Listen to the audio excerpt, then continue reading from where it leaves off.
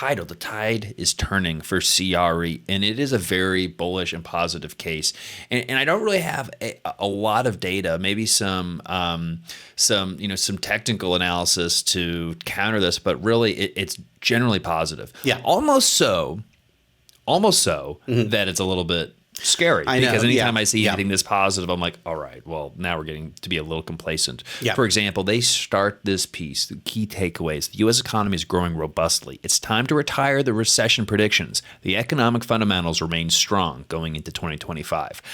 They're not wrong. It's just, the time to retire the recession predictions. I mean, again, like, there's going to be a recession at some point. It's just a matter of when. The only data that I can see, more on a technical basis, for a recession is this idea of, the yield curve uninverting or reverting, and where, the longer dated maturities have been yielding less than the shorter term maturities. And so it's upside down. And so as that yield curve, reverts, and where the 10-year will be higher than, the 1 month, which is where that's where it's supposed to be. Right? That's where it's supposed to be. But usually it reverts because we're entering into some sort of slowdown or recession, which is causing the Federal Reserve is lowering those short-term rates. And so then immediately, the long-term rates stay here, or they're fluctuating around, but they have the mandate by fiat to lower the short-term rates. And that reverts, usually in response to, or just before, because they start seeing it coming as it's already happening. Some downward or declining growth, or they're going into recession. Now, the base case here is we're basically in this soft landing scenario where we can gradually lower that, and maybe it can revert. But there really hasn't been a time, if you go back into history, where there hasn't been a recession when that yield curve reverted. Again, that's usually because, oh crap, we're in a recession. We lower rates as low as they can go, and it automatically reverts. Well, if you're looking for evidence that this record-breaking 10 days of stock market declines, that could be. Well, and that's what they're pricing in, the whole idea of, there's going to be higher long-term rates, and that affects valuations. And so Jay, the chief investment officer, and I were having a conversation today. The stock market is a forward-looking indicator. It's not always right, but it's looking, maybe 6-9 months into the future, and they're saying interest rates are going to be a little bit higher. We can't value all these companies as a high of a multiple based on the discount rate of the 10-year Treasury, and that goes the same for commercial real estate. Obviously, there's some speculation on growth for all of the good reasons that we mentioned on the forecast. We're going to talk about today of supply coming down, and rentals being much more affordable than homes and all of that.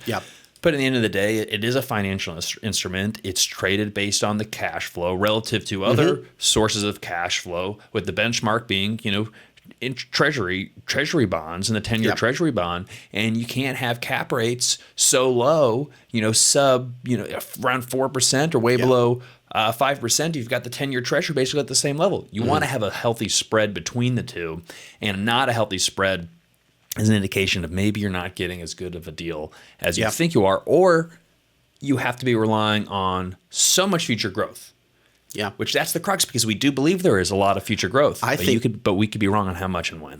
I think that some of even the loan extensions that happened in 2023, and some of the way that people have operated since the market kind of hit bottom, or the market started declining, a lot of these operators or asset managers were operating under the assumption that rates would be lower in 2025. You're looking from the perspective of 2023, you're like, man, there's got to be some relaxation of these high rates in 2 years. But now that there's not, I wonder what the banks are going to do. I wonder what the borrowers are going to do. But I also think, the multifamily buyers, they're probably in a lot more, similarly skeptical position. I think that this is a time where it's like, get real. I don't think it's panic, but I think that we could have a recalibrated market where where maybe there's more sales activity, which is what I'm desperately hoping for. But the sales activity is not accompanied by an incredible jump in prices. I think, again, they have to be, if there's a lot of sales activity, it's how many buyers are going to show up, and what's their appetite that's going to be. And a lot of the sales activity, what we're seeing, early indications, there's very few good looking deals, and there's a lot of garbage out there. Garbage, like too high prices? that and just quality of deals. Okay. Yeah. all of the above. So again, just back on a highlight of the economy. And again, this is a lot of these reports. Again, they were published prior to the FOMC meeting. Yep. If you want to go to check out Great Capitals, our report that was published after the FOMC meeting, you can do that at Great Report, greatcapitalllc.com/report, and this is the thank you page for the report. If you can just go to greatcapitalllc.com, that's really easy. And then, research report 2025 multifamily forecast. And bam, you can sign up to get the full report. But anyway, as you enjoy us going through. I did want to note one thing. You talked about like these reports coming in late, and there was a new, it's John Burns and I think CRE Daily. And this was one that I was desperately waiting for. It was about investor sentiment, and they're tracking as of November, which is a really like near term improving sentiment, basically. Yeah. So this is probably after the election. After the election, Trump's in there. Good. Inflation's going down, but positive progress on investor sentiment. And I think that there is still positive progress, but I think that there's just there's some storm clouds. I think some folks that are, again, we've talked about this time dilation. I think that it's just we're taking a longer time to get out of this than everyone would like. When you approach a black hole, we approached it. We didn't get there, though, which is fortunate. Pandemic. Again, some of these are a little slightly outdated, but again, real GDP is growing at 2.6. That is at a healthy level. Job growth, continue to add jobs. Unemployment is low. The Federal Reserve is calling for even lower unemployment somehow. Yeah. PCE 2.5, not too far away from the Fed's 2% target, even though this PCE versus CPI, wage growth, solid.